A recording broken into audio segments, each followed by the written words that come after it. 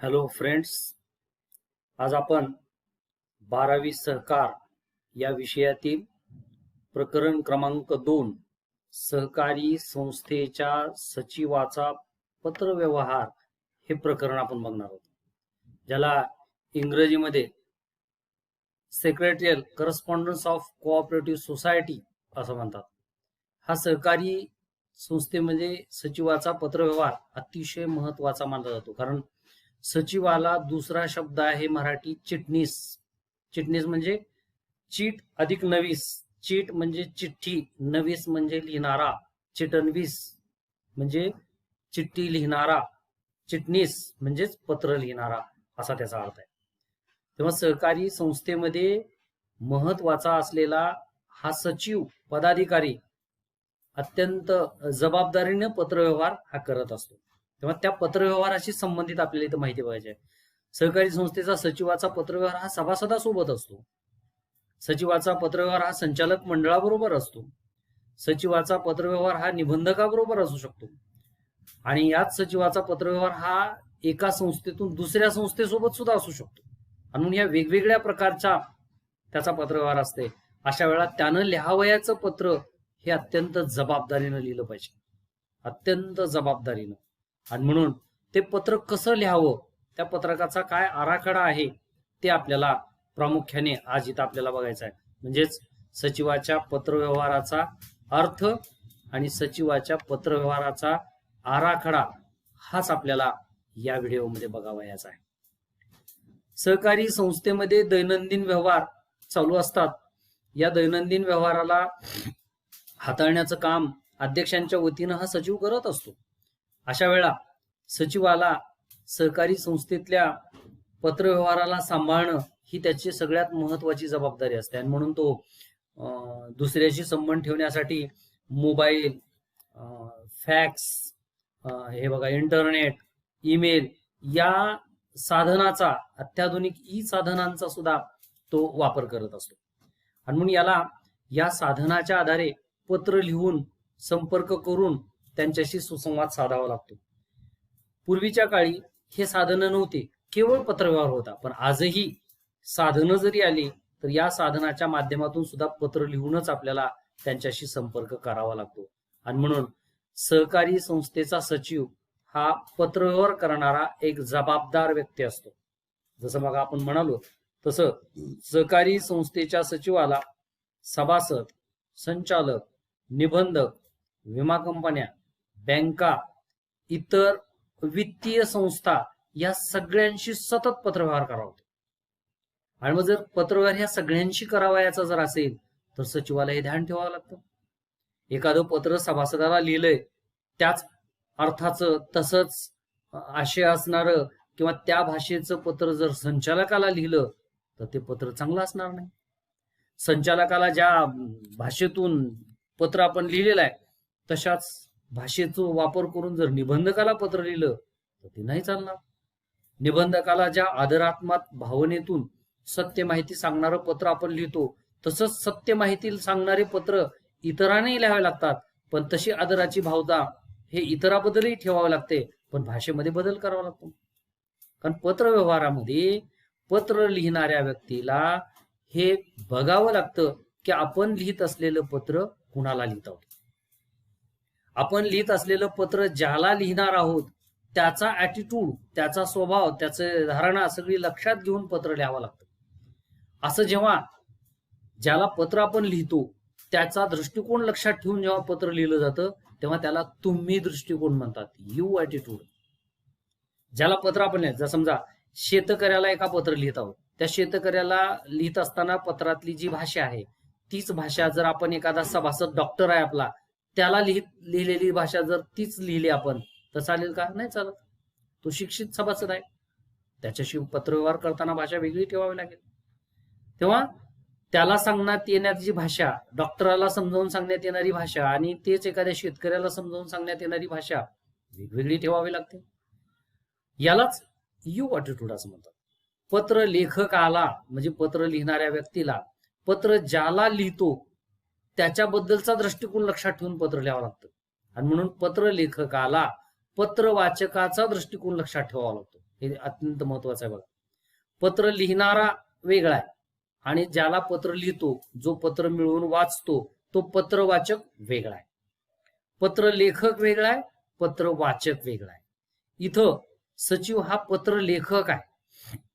तो संस्थेच्या वतीनं सभासदांना पत्र लिहिला तर इथं सभासद हा पत्र वाचक झाला.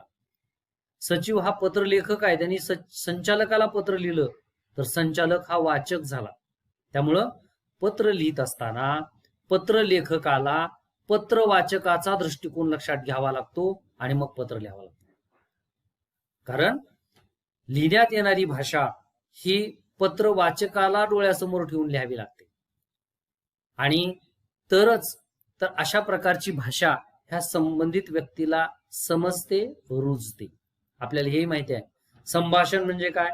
एकाकडलं ज्ञान दुसऱ्याकडे जाणे, पोचणे, ह्याला संभाषण म्हणतात. आपण एका चांगल्या भाषेत एका डॉक्टर सभासदाला लिहिलेलं पत्र आहे, त्याच अर्थाचं त्याच भाषेतलं पत्र जशाल तसं आपण जर एखाद्या शेतकऱ्याला लिहिलं तर ते शेतकऱ्याला कळणारच नाही. मग शेतकऱ्याला जर ते पत्र नाही कळलं तर पत्र लिहिण्याचा किंवा संभाषण करण्याचा आपला हेतू साध्य झाला का? नाही झाला.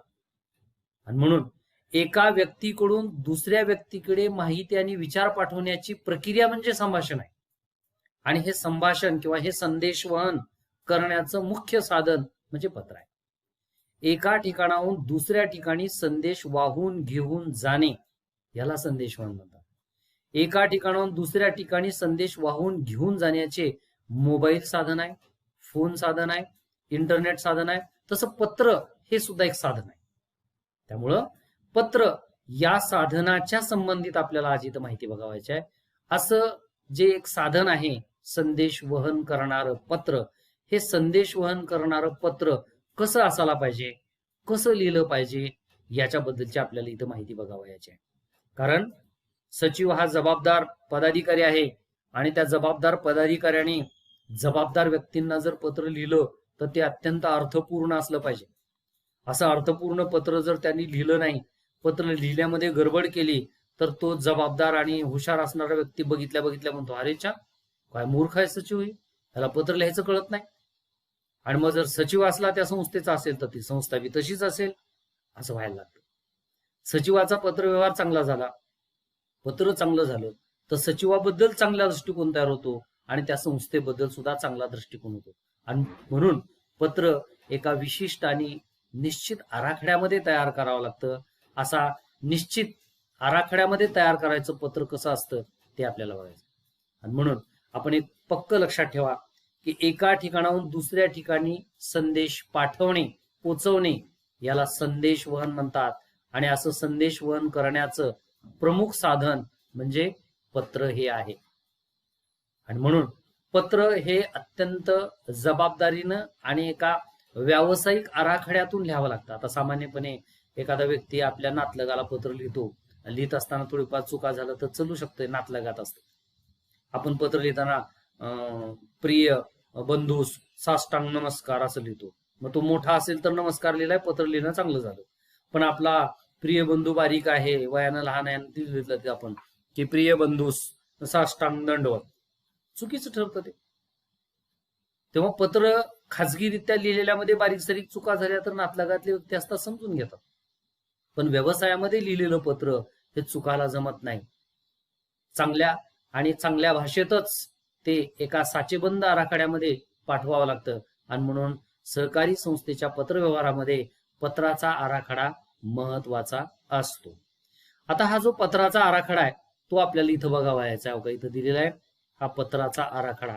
सहकारी संस्थेच्या सहकारी म्हणजे 12वी सहकारी या विषयातील पुस्तकामधलं हे पेज नंबर 37 वर दिलेला पत्राचा आराखडा आहे. विद्यार्थ्यांनी लक्षात घ्यावा. हे महाराष्ट्र राज्य शिक्षण मंडळ यांनी विकसित प्रसिद्ध केलेलं हे पुस्तक आहे. ज्या पुस्तकाचा आधार घेऊनच आपल्याला याचा अलीकडे कुठले खाजगी गाईड नाही चालत, खाजगी पुस्तक नाही चालत. आपल्याला आधार घ्यावा लागतो तो या बोर्डाने प्रसिद्ध केलेल्या पुस्तकाचाच. हे पुस्तकाचं बुक मधलं 37 पेज नंबरवर दिलेला पत्राचा आराखडा आहे. तुम्ही जर पुस्तक खरेदी केलं असेल तर कदाचित त्याच्यामध्ये पेज नंबर वेगळा असेल, थोडा याच्यापेक्षा कमी असेल. पण इथं 37 नंबरवर पत्राचा आराखडा दिला. पत्राच्या आराखड्यामध्ये तुम्ही बघत असाल तर हे पत्र आहे, हे पूर्ण पत्र आहे इथपर्यंत. तर या पत्रामध्ये सगळ्यात वर अगदी सेंटरला मध्य भागामध्ये इथं शीर्षक लिहिला जातो. आता हे शीर्षक काय असतो तर ज्या संस्थेकडून सचिव पत्र पाठवत असतो त्या संस्थेचं नाव आणि पत्ता इथं लिहिलेला असतो. त्या संस्थेचा ईमेल आयडी तो सुद्धा इथं लिहिलेला असतो. लक्षात घ्या, सहकारी संस्थेच्या पत्रव्यवहारातला आराखड्यातला हा सगळ्यात पहिला महत्वाचा घटक आहे शीर्षक. आता सहकारी संस्थेचं ज्या संस्थेकडून पत्र पाठवलं जाणार आहे त्या संस्थेचं जर नाव इथं लिहिलं असेल तर आपण पत्र उघडून बघितल्या कळेल आपल्याला की पत्र कोणाकडून आले, कोण पाठवले. म्हणजे याचा अर्थ काय की पत्र पाठवणाऱ्या संस्थेचं नाव हे इथं लिहावं लागतं. पत्र लिहिणारा जो व्यक्ती आहे सचिव, तो पत्र ज्या संस्थेकडून लिहितो त्या संस्थेचं नाव हे इथं लिहिलं पाहिजे. हे पत्र आराखड्यातला सगळ्यात महत्वाचा पहिला घटक आहे. पत्र आराखड्यातला महत्वाचा दुसरा घटक आहे तो म्हणजे दिनांक. म्हणजे ज्या दिवशी आपण पत्र लिहित आहोत त्या दिवसाचा दिनांक आपल्याला इथं टाकावायचा असतो. आता हे दिनांक सुद्धा कसा टाकायला पाहिजे तर दिनांक टाकण्याला सुद्धा वेगवेगळ्या पद्धती आहेत, पण आपण वेगवेगळ्या पद्धती न वापरता प्रचलित एक चांगली लोकप्रिय पद्धत असलेली वापरायची. समजा आजचा दिनांक 18 ऑक्टोबर आहे तर 18 ऑक्टोबर 2020 असा दिनांक लिहायचा, किंवा 18 टिंब 10 टिंब 2020 असा लिहायचा. नंतर लिहिण्यात येणारे पत्र प्रकार वेगवेगळे आहेत, जसं ऑक्टोबर 18 2020 असं लिहितात, किंवा 2020 वर 18/10 असंही लिहितात.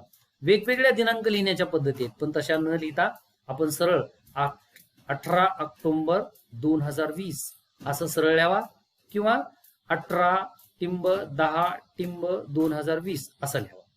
तेव्हा दिनांक लिहिण्याच्या वेगवेगळ्या पद्धती जरी असल्या तर प्रचलित ही पद्धत आहे. याच पद्धतीचा वापर आपण करावा असं ह्या पत्र आराखड्यामध्ये अपेक्षित असतं, आणि म्हणून पत्र आराखड्यातला हा महत्वाचा दुसरा पैलू आहे. हा दुसरा पैलू ज्या ओळीत लिहिला गेलाय त्याच ओळीमध्ये बरोबर डाव्या बाजूला दूरध्वनी लिहायचा असतो. आता हे दूरध्वनी कुणाचा असतो तर ज्या संस्थेकडून पत्र पाठवलं चाललंय त्या संस्थेचा दूरध्वनी इथं असतो. कारण पत्र पाठवणाऱ्या संस्थेचं व्यक्तीचं नाव शीर्षकामध्ये असतं. ज्या दिवशी पत्र पाठवलं चाललंय त्या दिवसाचा दिनांक इथं लिहिला जातो, आणि या दिनांकाच्याच ओळीमध्ये डाव्या बाजूला या संस्थेचा दूरध्वनी असतो किंवा व्यक्तीचा दूरध्वनी असतो. हे लिहिलं पाहिजे. हे पत्राच्या आराखड्यामधला महत्वाचा पैलू आहे. 2 नंबरलाच दिनांक आणि 2 नंबरच्याच ओळीत डाव्या बाजूला दूरध्वनी लिहिणं अपेक्षित आहे. हा पत्राच्या आराखड्यातला दुसरा मुद्दा आहे. पत्राच्या आराखड्यामधला तिसरा मुद्दा आहे जावक क्रमांक. हे बघा इथं दिलेला आहे जावक क्रमांक. आता तो कुठं घ्यायचा आहे तर पत्राच्या डाव्या बाजूला घ्यायचा आहे. दूरध्वनी जिथं लिहिलंय, अक्षर जिथून चालू झाले त्याच्या बरोबर खाली 3 नंबरला जावक क्रमांक आपण लिहायचा आहे. 3 नंबर लिहायचं, टिंब देऊन जावक क्रमांक लिहायचं आणि याच्या पुढे. आता हे जावक क्रमांक काय असतो तर आपल्या संस्थेतून हे जात असलेलं पत्र कितवं पत्र आहे त्या पत्राचा क्रमांक किती असतो. समजा या चालू 2020 मध्ये आतापर्यंत 205 पत्र गेलेत आणि ह्या पत्राचा क्रमांक 206 आहे, तर मग क्रमांक कसा टाकला जातो 206/2020 असं टाकलं जातं. म्हणजे 2020 मधलं हे पत्र क्रमांक 206 आहे असा त्याचा अर्थ होतो. जाणाऱ्या पत्राचा हा क्रमांक असतो आणि असा जाणाऱ्या पत्राचा क्रमांक इथं लिहावा लागतो. त्यामुळं 3 नंबरला पत्राच्या आराखड्यामध्ये जावक क्रमांक लिहिण्यात येतो. बरेच जण जावक क्रमांक लिहित असताना 206/A असं लिहितात, कारण भरपूर संख्या जर उलाली तर ए न काही पत्र लिहितात, ए झाले की मग नंतर बी ला पुन्हा 1 पासून चालू करतात, असंही करतात. तेव्हा जाणाऱ्या पत्राचा क्रमांक हा जावक रजिस्टर मध्ये असतो आणि जावक रजिस्टर मध्ये या पत्राला जो क्रमांक मिळालाय तो क्रमांक इथं जावक क्रमांक म्हणून लिहावा लागतो. पत्र आराखड्यामधला महत्वाचा हा तिसरा घटक आहे. या तिसऱ्या घटकामध्ये जावक क्रमांक लिहिला जातो. पत्राच्या आराखड्यामध्ये 1 नंबरला शीर्षक, 2 नंबरला दिनांक असतो आणि 3 नंबरला जावक क्रमांक असतो. तसं पत्राच्या आराखड्यामध्ये 4 नंबरला हा अंतर्गत पत्ता असतो. ते अंतर्गत पत्ता म्हणजे पत्रलेखक ज्या व्यक्तीला पत्र पाठवत आहे त्या व्यक्तीचं नाव हे अंतर्गत पत्त्यामध्ये लिहिलं जातं. आता इथं पत्रलेखक म्हणजे हे शीर्षक ज्याचा आहे तो कंपनी, ती पत्रलेखक आहे, त्यांच्या वतीनं लिहिणारा सचिव आहे. पत्र ज्या दिवशी लिहिलं त्याचा दिनांक इथं आहे. त्याच्या डाव्या बाजूला दूरध्वनी क्रमांक, हा संस्थेचाच दूरध्वनी क्रमांक आहे. आणि ज्या क्रमांकानं पत्र जाणार आहे, ज्या क्रमांक जावक रजिस्टर मध्ये लिहिलाय तो क्रमांक जावक क्रमांक लिहिला जातो. आणि हे पत्र ज्याला लिहिलं जातं त्या व्यक्तीचं नाव, अंतर्गत पत्ता, नाव आणि पत्ता तिथं लिहिलं जातं. जसं त्याच्या खाली ज्याला आपण पत्र पाठवत आहोत त्याचं नाव लिहिलं जातं, त्याचा हुद्दा लिहिला जातो आणि त्याचा पत्ता सुद्धा इथंच लिहिला जातो. हे 4 क्रमांकाच्या मध्ये लिहिलं जातं. पत्राचा आराखडा मधला हा 4था महत्वाचा पैलू आहे. आता तुम्हाला जर उदाहरणात जर बघायचं झालं तर तुम्हाला एक पत्राचा नमुना दाखवता येईल, पुस्तकामध्येच आहे, या ई बुकच्या पेज क्रमांक 40 वर. इथं बघा, हे शीर्षक 1 म्हणजे ज्या संस्थेचं नाव आहे यशवंत सहकारी साखर कारखाना मर्यादित, गणेश नगर, तालुका पन्हाळा, जिल्हा कोल्हापूर, आणि ईमेल, हा ईमेल इथं दिलेला आहे त्यांचा. ज्या तारखेला हे पत्र लिहिले त्या तारखेचा पत्राचा दिनांक इथं दिलेला आहे 16 जून 2019. आणि याच्या बरोबर डाव्या बाजूला ही दूरध्वनी क्रमांक, आता इथं वर झाले, दूरध्वनी क्रमांक लिहिला जातो. हा 1 नंबर झाला, हा दिनांक 2 नंबर झाला, आणि काही 3 नंबर म्हणजे जावक क्रमांक आहे की नाही. हे 3 नंबरला जावक क्रमांक, हे 2 नंबरला दिनांक, आणि 1 नंबरला हा त्याचा पत्ता पूर्ण 1 नंबरला. आणि 3 नंबरला जे आहे ते इथं अंतर्गत पत्ता. हे काही ज्याला पत्र पाठवलं चाललंय त्याचं नाव इथं दिलेलं आहे, तेजस विष्णू देवरे, मुक्काम पोस्ट खडकेवाडी, तालुका पन्हाळा, जिल्हा कोल्हापूर. हे जावक क्रमांकाच्या खाली 4 नंबरला त्या व्यक्तीचं नाव आणि त्याचा पत्ता इथं आलेला आहे, हा 4 नंबरला आहे. तेव्हा पत्रामधला हा महत्वाचा पैलू, 1 नंबर पत्ता, 2 नंबरला हे दिनांक, 3 नंबरला हा जावक क्रमांक, 4 नंबरला ज्याला पत्र पाठवायचं त्याचं नाव आणि पत्ता. हे 4 क्रमांक झाले. आता 5 आणि 6 हे विषय आणि संदर्भ आहे, ते आपल्याला आराखड्यामध्ये दिलेलं आहे, तेच आपल्याला आराखड्यामध्ये बघावायचं. हे बघा, आराखड्यामध्ये 5 नंबरला आहे विषय. हे पत्र लिहिण्याचा काय विषय आहे तो सेंटरला इथं लिहिला जातो. विषय असं कॉलम आणि डॅश करून इथं विषय लिहिला जातो. हा पत्र आराखड्यामधला महत्वाचा 5वा घटक आहे, इथं लिहिला जातो. आणि 6 नंबरला लिहिलं जातं संदर्भ. आता हे संदर्भ काय की आता जे आपण पाठवत असलेलं पत्र, याच्यापूर्वी जर आपण कशी या विषयाशी संबंधित पाठवलं असेल पत्र, तर त्या पत्राचा जावक क्रमांकाचा संदर्भ हा इथं लिहिला जातो, जावक क्रमांक संदर्भ. तेव्हा असेल तर, बऱ्याच पत्राला संदर्भ असत नाही. पत्र जर आपण एखाद्या विषयावर पहिल्यांदाच लिहित असेल तर त्याला संदर्भ क्रमांक असेल का? असणारच नाही. पण जर पत्र एकाच विषयावर दुसऱ्यांदा लिहित असेल तर पूर्वी एक पत्र या विषयाशी संबंधित पाठवले, मग त्याचा संदर्भ असेल तर मग संदर्भ लिहावा. असेल तर संदर्भ लिहावा, नसेल तर संदर्भ लिहू नये, असा हा 6 क्रमांक आहे. 5 क्रमांकाला विषय टाकला जातो, 6 क्रमांकाला संदर्भ. एकाच विषयावर 2 पेक्षा जास्त पत्र लिहिले जात असतील तर संदर्भ असतो, तो लिहिला जातो, नसेल तर संदर्भ टाकला जात नाही. आणि म्हणून हा 6 नंबरला आराखड्यामधला महत्वाचा घटक आहे, तो म्हणजे संदर्भ. 7 नंबरला असतं अभिवादन, म्हणजे ज्याला आपण पत्र लिहिले कुणाला, या अंतर्गत पत्त्यामध्ये तेजसला लिहिलेलं पत्र आहे, तर ते अभिवादन, महोदय असं अभिवादन असतं. महोदय असा शब्द देऊन कॉमा द्यायचा असतो. जर ज्याला पत्र लिहितो आपण ती जर महिला असेल तर तिथं महोदया असा शब्द लिहिला पाहिजे. हा अभिवादनाचा प्रकार आहे, अभिवादन केलं जातं. तेव्हा अभिवादन करणं हा पत्र आराखड्यामधला महत्वाचा पैलू मानला जातो. त्यामुळे अभिवादन हे सुद्धा करेक्ट केलं पाहिजे. जसं इथं पत्रात आहे बघा, तेजस विष्णू देवरे यांना पत्र लिहिलंय, विषय आहे सभासदत्व मंजुरीबाबत. सभासद मंजुरी याच्या पूर्वी पत्रव्यवहार झालेला होता, त्याचा संदर्भ क्रमांक इथं टाकलेला आहे आणि महोदय हा शब्द लिहिलाय. हा जर श्री तेजस विष्णू देवरे आहे, इथं जर सौ जर राहिल्या असत्या तर महोदय म्हणायच्या ऐवजी आपण काय म्हणलं असतो, महोदया असं म्हटलं असतं. तेव्हा अभिवादन करण्यात येणारा शब्द पुरुष असेल तर महोदय, महिला असेल तर महोदया असा अभिवादनाचा शब्द असतो, तो टाकावा लागतो. आणि म्हणून या प्रकारचा एक संदर्भ इथं आपल्याला दिलेला आहे. तेव्हा महोदय असं टाकलं की मग त्याच्यानंतर आपण डायरेक्ट पत्राच्या लिहिण्याला आपण सुरुवात करू शकतो. म्हणून 7 नंबरला अभिवादन झालं की 8 नंबरला चालू होतो पत्राचा मुख्य भाग. हे बघा 8 नंबर आहे इथं, पत्राचा मुख्य भाग म्हणजे आपण जो विषय लिहिलाय त्या विषयाची माहिती सांगणारा मुख्य भाग इथं लिहिला जातो.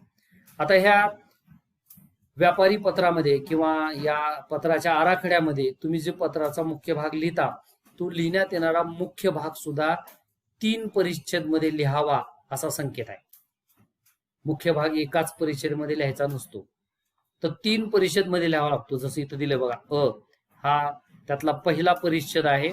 तो पहिला परिच्छेद मध्ये काय लिहायचं आपण, तर पत्राची प्रस्तावना करायचं. म्हणजे सुरुवातीला त्या पत्राची सुरुवात करायची, प्रस्तावना स्वरूपात माहिती लिहायची.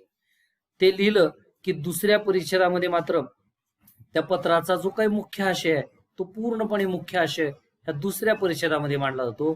आणि तिसऱ्या परिच्छेदामध्ये हा विषय संपण्याचा समारोप भाषणामध्ये ते लिहिलं जातं. तेव्हा पत्राचा मुख्य भाग जो आपण लिहितो महोदयाच्या नंतर, तो भाग हा 3 परिच्छेदामध्ये लिहावयाचा असतो असा संकेत आहे. आणि अशा 3 परिच्छेदामधून जर पत्राचा भाग लिहिला आपण तर ते पत्र चांगलं मानलं जातं. जसं इथं पत्र आहे बघा, सभासदाला मंजुरी देण्याचा पत्र आहे. तर या पत्रामध्ये इथं जी मुख्य भाग आहे तो इथून आहे, साखर कारखाना. तर ही 3 परिच्छेदामध्ये लिहायचा असतो, पण इथं त्यांनी 2 परिच्छेदात दिलाय. ओके, पहिला परिच्छेद आहे साखर कारखान्याच्या सभासदासाठी आपण केलेल्या अर्जाच्या संदर्भात कळवण्यात येते की 28 मे रोजी झालेल्या व्यवस्थापन सभेत आपल्या सभासदास मंजूर करण्यात आला असून आपणास दिनांक 28 मे 2019 पासून कारखान्याची सभासद देण्यात आली आहे. आणि समारोप करण्यासाठी हा दुसरा पॅरेग्राफ. साखर कारखान्याच्या भागासाठी आपण ₹5,000 हे पत्र मिळाल्यापासून 15 दिवसाच्या मुदतीत कारखान्याच्या मध्यवर्ती कार्यालयात भरणा करावी, त्यानंतर आपणास भाग दाखला मिळू शकेल. हा समारोपाचा पॅरेग्राफ. साधारणतः अशी जी पत्राचा हा जो मुख्य भाग आहे तो 3 परिच्छेदामध्ये लिहावा असा संकेत आहे. 3 मध्ये नसेल तर किमान 2 मध्ये तरी लिहावा, हे पाळणं आवश्यक आहे. 2 मध्ये जर पाळलं नाही तर तो पत्राचा मुख्य भाग चांगला मानला जात नाही. आणि म्हणून पत्राचा मुख्य आशय, मुख्य आराखडा हा प्रामुख्याने संकेताप्रमाणे 3 परिच्छेदामध्ये मांडायचा आहे. पण 3 मध्ये नाही मांडला तर चालेल, पण किमान 2 परिच्छेदामध्ये तो आपण मांडावा असं पत्राच्या आराखड्यामध्ये नमूद केलेलं आहे. तेव्हा पत्राचा हा मुख्य भाग झाला 8 क्रमांकाचा. आता 9 क्रमांकाला सौजन्यपूर्ण समारोप करायचा असतो, म्हणजे कळावय हा सौजन्यपूर्ण संबंध. असा एक समारोप करण्यात येतो आणि तो लिहायचा असतो. आणि कळावे लिहिल्याच्या नंतर इकडल्या उजव्या बाजूला आपला विश्वासू, आपला आज्ञार्थी, आपला स्नेही हे सौजन्यपूर्ण समारोप करण्याचे शब्द आहेत. हे सौजन्यपूर्ण समारोप करण्याचे शब्द लिहावेच लागतात. आता संस्थेमध्ये आपण पत्र कुणाला लिहितो त्यावर आधारित हे सौजन्यपूर्ण समारोप आहे. शक्यतो व्यापारी पत्रामध्ये आपला विश्वासू हाच शब्द टाकला जातो, त्याच शब्दानं समारोप हा केला जातो. जसं इथं आपल्याला दिलेला पत्र आहे, या पत्रामध्ये बघा हे समारोप जी केलाय तो इथं आपला विश्वासू म्हणूनच केलेला आहे. हे बघा, आपला विश्वासू, आपला स्नेही किंवा आपला आज्ञाधारक असं काही लिहिलेलं नाही. व्यापारी पत्रामध्ये आपला विश्वासूच लिहिलं जातं. एखाद्या विद्यार्थ्यांनी प्राचार्याला, शिक्षकाला लिहिलेलं पत्र असेल तर आपला आज्ञाधारक लिहिलं जातं. एखाद्या मित्राने दुसऱ्या मित्राला लिहिलेलं पत्र असेल तर आपला स्नेही असं लिहिलं जाऊ शकतं. पण इथं व्यापारी पत्र आहे, अशा वेळा समारोप जर करायचा असेल तर आपला विश्वासू या शब्दानेच करावा लागतो. आणि मग आपला विश्वासू लिहिले की त्याच्या खाली त्याची सही करावी लागते. आणि सही केली की त्या सहीच्या खाली त्याचं नाव त्याला लिहावं लागतं. हे बघा, हे R.S. पाटील कोण आहे, तो सचिव आहे. पुण्या संस्थेचा सचिव आहे. तर इथं दिलेली ही संस्था आहे बघा, यशवंत सहकारी साखर कारखाना मर्यादित, गणेशनगर, तालुका पन्हाळा, जिल्हा कोल्हापूर. या संस्थेचा सचिव कोण आहे, R.S. पाटील आहे, त्यांनी पत्र लिहिलंय आणि म्हणून त्यांनी त्याचं नाव टाकलंय, त्याच्या खाली त्याचं पदनाम सचिव आहे म्हणून तो पदनाम टाकलंय. आणि असा पत्र लिहिण्याचा अधिकार त्याला कुणामुळे मिळाला, तर व्यवस्थापन समितीमुळे मिळाला, संचालक मंडळामुळे मिळाला. आणि म्हणून त्याच्या खाली तो लिहितोय की व्यवस्थापन समितीच्या आदेशानुसार, कारण असा आदेश असेल तरच पत्र लिहिता येतं. तेव्हा पत्र लिहित असताना पत्र सचिवाला असा समारोप करूनच पत्र लिहावं लागतं. आणि म्हणून पत्र आराखड्यामधला हा महत्वाचा पैलू 9 नंबरचा सौजन्यपूर्ण समारोप, आपला विश्वास. आणि मग त्याच्या खाली सही असते, सहीच्या खाली त्याचं नाव असतं आणि त्याच्या खाली आदेशावरून असा शब्द लिहिला जातो, तोही लिहावा लागतो. तर ते 10 नंबर पत्र आराखड्यामध्ये असतं. 9 आणि 10 मध्ये हे पत्राच्या उजव्या बाजूला असतं. हे लिहिलं की सगळ्यात शेवटी पुन्हा 11 नंबरला डाव्या बाजूला सहपत्रे किंवा सोबत कोणचे पत्र जर आपण पाठवत असू तर सोबत पाठवण्यात येणाऱ्या पत्रांचा संदर्भ इथे दिला जातो. 1 पत्र, 2 पत्र, 3 पत्र, जेवढे काय आहेत त्या पत्राचा संदर्भ इथं दिला जातो. आणि म्हणून 11 नंबरला पत्राच्या आराखड्यामध्ये या पत्राच्या सोबत कोणते पत्र आपण पाठवत आहोत त्या पत्राचा संदर्भ असतो. जसं इथं मंजुरीबाबत पत्र आहे, त्याच्या सोबत काही पत्र आहेत का, काहीच नाही, तर इथं दिलंच नाही त्यांनी. काही सोबत असतील पत्र तर लिहा, सोबत कुठले पत्र पाठवलेच नसतील आपण तर त्याच्यासोबत काहीच लिहायची गरज नसते. म्हणून पत्र आराखड्यामधला महत्वाचा असणारा हा एक पैलू आहे की ज्यामध्ये सोबत काही पत्र पाठवले जात असतील तर त्या सोबत पाठवणाऱ्या पत्रांचा इथं नाव संदर्भ दिले जातात. त्याच्यानंतर 12 नंबरला पत्र आराखड्यामध्ये अद्याक्षरे, म्हणजे हे पत्राचं टाईप प्रिंटिंग कुणी केलंय, जर असं केलं असेल तर त्या प्रिंटिंग करणाऱ्याचं नाव इथं लिहिलं जातं. कारण पत्र सगळं बरोबर लिहिलं होतं कच्चं, पण प्रिंटिंग करणाऱ्याने जर चुका करून वेगळंच मध्ये काही लिहिलं असेल, धरून आणावे त्याच्याऐवजी मारून आणावे असं जर धचा महा केला तर ती चूक ही पत्र प्रिंट करणाऱ्याची चूक असते. म्हणून त्याला धरता यावं याच्यासाठी पत्र कोण लिहिले, अद्याक्षरे कोणाचे आहेत त्याचं नाव इथं लिहिलं जातं. आणि 13 मध्ये पत्र आराखड्यामध्ये दिलेला हा संदर्भ आहे तो प्रतिलिपी, म्हणजे या पत्राच्या किती प्रती काढल्यात त्या प्रतिलिपीचा आकडा इथं लिहिला जातो. म्हणजे हे पत्र 2 काढलेत, 3 काढलेत, 5 काढलेत, का हे पत्र 50 काढलेत का 100 काढलेत, त्या प्रतिलिपी किती आहेत ते इथं लिहिलं जातं. म्हणजे तुम्हाला लक्षात आलं असेल की खऱ्या अर्थानं इथं 9 आणि 10 सौजन्यपूर्ण समारोप आणि स्वाक्षरी झाली की पत्र इथं संपतं.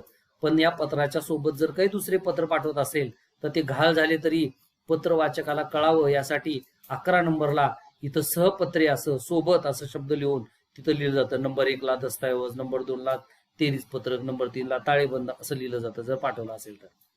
यावरून या पत्राच्या सोबत किती पत्र आलेत हे सुद्धा या पत्र वाचकाला कळत असतं. आणि हे पत्र टाईप कुणी केलंय त्याचं नाव इथं असतं अध्यक्षरामध्ये. आणि 13 नंबरला हे पत्र किती संख्येनं लिहिलं गेलंय त्याची संख्या इथं लिहिलेली असते. तेव्हा पत्राच्या आराखड्यामध्ये असे 13 घटक अतिशय महत्वाचे घटक आहेत. या 13 घटकाला संदर्भ घेऊनच आपल्याला पत्र हे लिहावे लागतात. या 13 घटकांचा संदर्भ घेऊन पत्र लिहायचं. मग याच्यामध्ये हे 11 नंबर असेल तर लिहा, नसेल तर द्या सोडून. 12 नंबर लिहा, 13 नंबर असेल तर द्या लिहा, नाही तर द्या सोडून. 12 नंबर सुद्धा ही सुद्धा सचिवानंच लिहिलं असेल तर ते बी लिहा किंवा नाही लिहिलं तरी चालेल. त्याच्यानंतर संदर्भ असेल तर लिहा 6 नंबरला, नसेल संदर्भ तर नका लिहू. तेव्हा असे हे पत्राचा आराखडा लक्षात घेऊन पत्र लिहावं लागतंय. तर हेच पत्राचा आराखडा शाब्दिक स्वरूपात तुम्हाला इथं पुस्तकात पेज नंबर 28 वर आणि ई पुस्तकात 38 वर आपल्याला दिलेलं आहे. हे पुस्तकाचं पेज नंबर इथं 28 आहे बघा. आणि ई बुक मध्ये त्याचं पेज नंबर 38 नंबर आहे. हे शीर्षक, दिनांक, जावक क्रमांक, अंतर्गत पत्ता, विषय, संदर्भ, अभिवादन, पत्राचा मुख्य भाग, 9 नंबर सौजन्यपूर्ण समारोप, 10 नंबर स्वाक्षरी, 11 नंबर सहपत्रे, 12 नंबर अद्याक्षरे आणि 13 नंबरला प्रतिलिपी. एवढ्या प्रकारची माहिती ही वर जी मी तुम्हाला सांगितले तीच पुस्तकामध्ये इथं खाली लिहून सुद्धा दिलेली आहे. ती ई बुक मध्ये पान नंबर 39 वर आहे. आणि फिजिकली तुमच्याकडे जर पुस्तक असेल तर त्या फिजिकलच्या पुस्तकामध्ये पेज नंबर 29 वर हे दिलेलं आहे. त्या 28 वर आराखडा आहे आणि 29 वर ही माहिती दिली आहे. विद्यार्थ्यांनी पाहावे.